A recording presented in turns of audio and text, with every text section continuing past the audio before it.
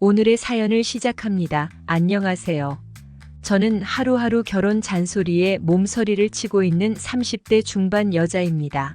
올해도 결혼은 없을 거라는 것을 잘 알고 있지만 부모님의 기대와 상상은 계속되고 있습니다. 부모님의 등살에 수많은 선자리에 나갔지만 마음에 드는 남자는 없었습니다. 요즘 말로 자만추라고 하더라고요. 자연스러운 만남 추구하지만 아직은 그런 남자와 사랑을 기다려도 될 정도라고 생각하지만 부모님은 지금도 늦었다며 난리이십니다. 연휴가 다가왔고 집에만 있으면 잔소리가 또 시작될 것을 잘 알기에 그냥 저 혼자 제주도로 여행을 가기로 하였습니다. 짧은 연휴 기간이기에 멀리 해외로 갈 수는 없지만 그래도 비행기를 타고 가니까 진짜 여행 가는 것 같아서 너무 좋았습니다. 렌터카와 항공권 외에는 아무것도 예약하지 않은 채 자유여행으로 갔습니다. 렌터카를 타고 일단 바다가 보이는 예쁜 카페로 가서 맛있는 커피를 마셨습니다. 사소한 것만으로 너무 행복하고 즐거웠습니다. 각종 여행 책자와 블로그를 검색하며 오늘의 여행 코스와 숙박할 곳을 알아보기 시작했습니다. 그러다가 어느 한 게스트하우스가 눈에 들어왔습니다. 저녁이면 매일 파티를 한다는 그 게스트하우스는 각자 먹을 것들을 가지고 오기만 하면 누구나 참석할 수 있다는 것이었습니다.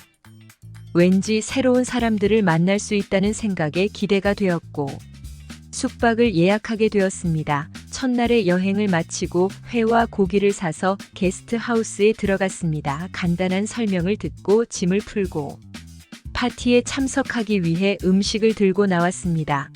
나름 큰 게스트하우스였기에 파티 참석자들도 어림잡아 30명이 넘는 것 같았습니다. 같이 고기도 구워 먹고 술도 한잔하고 기타 소리에 같이 노래도 불렀습니다. 오랜만에 장작불에 앉아서 기타 소리를 들으니 정말 너무 좋았습니다. 시간이 늦어지면서 1명, 2명씩 자기 방으로 들어갔습니다. 저는 내일 정해진 스케줄도 없고 통기타 노래 듣는 것이 너무 좋아 끝까지 앉아 있었습니다. 게스트하우스 주인은 저한테 괜찮으시면 같이 정리하고 안에 들어가서 커피 한 잔 할 수 있냐고 물어보았습니다. 기타 소리가 너무 좋다며 같이 정리하고 안에서 더 놀자고 하였습니다. 정리 후 이런저런 이야기를 나누다 부대에서 알게 되었습니다. 원래는 서울에서 직장 생활을 하였지만 휴가차 제주도를 내려왔는데 너무 좋아서 눌러앉게 되었다고 하였습니다. 그래서 몇 년 동안 모은 돈과 은행의 힘을 빌려서 게스트하우스를 차리게 되었다고 하였습니다. 주인이라고 하기엔 게스트하우스 규모 대비 너무 젊어서 직원인 줄 알았다고 하였습니다. 낮에 청소하러 오시는 분들 제외하면 자기 혼자서 다 운영한다며 그냥 직원이랑 다를 바 없다고 하였습니다. 다음날 아침 주인의 추천 코스대로 여행을 진행하였습니다. 인터넷에서는 찾을 수 없었던 곳이기에 현지인들만의 핫스팟을 다녀온 것 같아서 고맙고 기분이 좋았습니다. 그 고마움을 보답하기 위해서 일찍 숙소로 복귀해서 파티 준비를 도와주었습니다. 그날 밤에도 역시 그 주인의 기타 소리는 너무 좋았습니다. 파티가 끝나고 고맙다며 맛있는 안주와 와인을 선물로 받았고 그렇게 둘이서 와인을 마셨습니다. 그리고 서로의 마음을 확인하였습니다.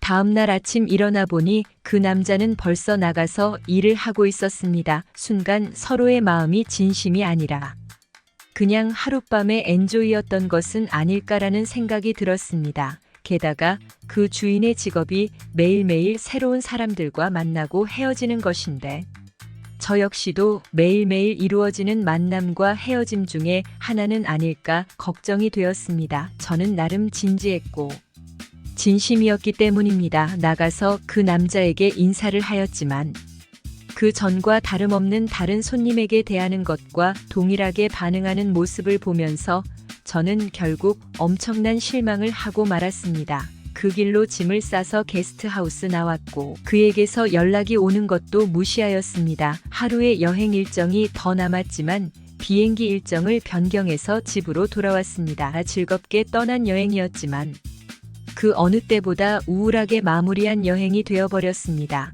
그 후로 가끔 문자 전화가 왔지만 그냥 기분이 나빠서 보지도 않고 차단을 하였습니다. 몇 개월쯤 지난 후에 은행에 볼 일이 있어서 가는 길에 통장들을 가지고 가서 오랜만에 통장 정리를 쭉 다 했습니다. 어지간한 것들은 카드 결제로 다 묶어 놓았기에 정리될 내용들이 많지 않을 것을 잘 알고 있었는데 용돈 전용 통장에 정리할 양이 새 통장으로 2권이나 나온다는 것이었습니다. 밀린 것이 많아서 생략하고 출력해 드리냐고 은행원분께서 물어보셨지만 확인을 해봐야겠다는 생각에 그냥 다 출력해 달라고 하였습니다.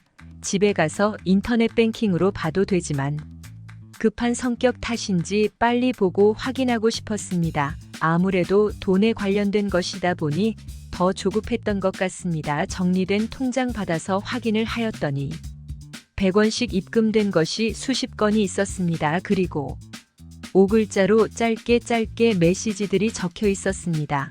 개아지기가 보낸 메시지들이었습니다. 차단된 것을 알았는지 통장에다가 편지를 적어 놓은 것이었습니다. 그냥 버릴까 하다가 집에 와서 쭉 읽어보았고 저를 많은 생각에 잠기게 만들었습니다. 본인은 진심이었고 친절하게 대했는데 왜 그렇게 말없이 떠난 건지, 왜 연락이 되지 않는 것인지 알 수가 없다며 연락할 방법이 없어서 이렇게 편지를 보낸다고 적혀 있었습니다.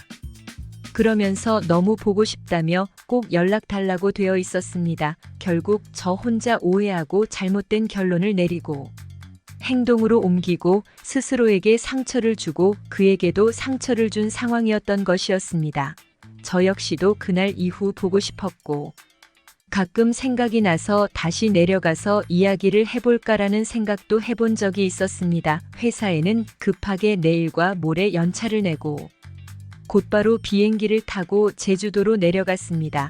그리고 택시를 타고 게스트하우스로 무작정 갔습니다. 게스트하우스 입구에서 지켜보는데 그 남자는 여전히 파티를 준비하면서 이것저것 일들을 하고 있었습니다. 다만 그때보다 확실히 표정도 어둡고 얼굴도 많이 수척해진 것 같았습니다. 바쁜 시간대였기에 아무 일도 없었다는 듯이 일을 찾아서 도와주었습니다. 저인지 못 알아본 것인지 존댓말을 쓰면서 편하게 앉아서 즐기시면 된다고 하였는데 저를 보자마자 엄청 당황해하며 말을 더듬었습니다.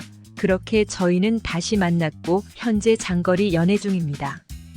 그리고 곧 결혼과 퇴사를 한 후에 제주도에 내려가서 같이 살 생각입니다. 원래 여행을 좋아했던 저이기에 매일매일 여행을 만끽하며 살 수 있을 것 같아서 더 설레기도 합니다. 하지만 여행이 아니라 일이기에 힘들 수도 있겠지만 사랑하는 저 남자와 함께라면 힘든 일이라도 행복할 것 같습니다. 오늘의 사연은 여기까지입니다. 구독과 좋아요, 알림 설정 부탁드립니다. 긴 글을 읽어주셔서 감사합니다. 구독과 좋아요, 알림 설정도 꼭꼭 눌러주세요.